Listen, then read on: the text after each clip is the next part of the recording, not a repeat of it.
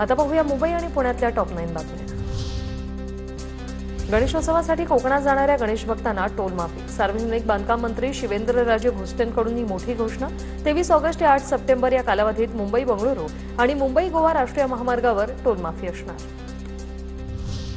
निवडणुकांपूर्वी नवी मुंबई आंतरराष्ट्रीय विमानतळावरून विमान उड्डाण। सिडकोसह शासकीय यंत्रणांची जय्यत तयारी।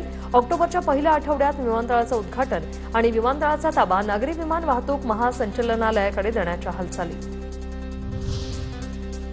क्षमतेपेक्षा अधिक प्रवासी झाल्यास मोनोरेल पुढे न सोडण्याचा निर्णय। अधिकच्या प्रवाशांना सुरक्षित बाहेर काढूनच मोनोरेल पुढे सोडणार। एमएमआरडीएचा निर्णय। स्थानकांवर आता अतिरिक्त कर्मचारीही तैनात।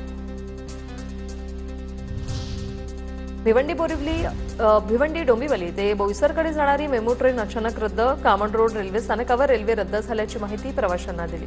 अनेक विद्यार्थी कर्मचारी 2 तासापासून स्थानकावर अडकले। पुण्यातून गणेशोत्सवात सिंधुदुर्गात जाण्यासाठी जादा उड्डाणं। पुणे सिंधुदुर्ग पुणे अशी 5 दिवस जादा विमान सेवा चालवण्यात येणार।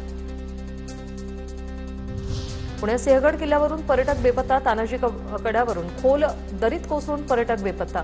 गौतम गायकवाड असं पर्यटकाचं नाव। गौतम मित्रांसोबत हैदराबादवरून फिरायला आला होता। पालघरच्या तारापूर औद्योगिक वसाहतीमधील कंपनीत गॅस गळती। 4 कामगारांचा मृत्यू। गॅस गळती प्रकरणाबाबत तपास सुरू।